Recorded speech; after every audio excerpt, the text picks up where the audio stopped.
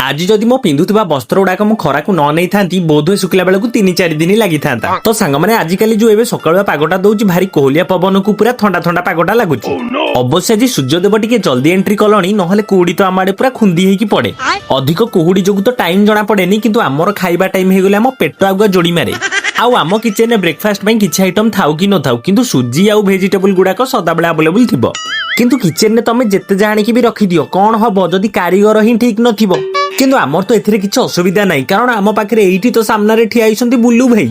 एई देखुनो सकाळु सकाळु आम ब्रेकफास्ट भी पूरा हेई गलानी रेडी। आउ मु तो देखली चंद्र भाई कोन एका डाइनिंग रे बसी खाउछंती मु भी तांको पाखकु जाई देइथिली भिडी। आउ खाइबा पीबा सारी देई पेटटा जेतेबेले ठंडा हेई गला मोर सेतेबेले ही मन पड़िला कि मोर काम भी करिवार अछि। आउ शीत होते जोर जे मु 2 दिन हेला नथिली गाधेई आउ सेबेठ हुई मोर पड़िछि ओदा कपड़ा गुडाको आज पर्यंत सुखियाबाको भी नाही। आउ मु भाबली जदी आज न सुकेबी ताले आउ 3-4 दिन हिजबो सुखला बेलकु जाई।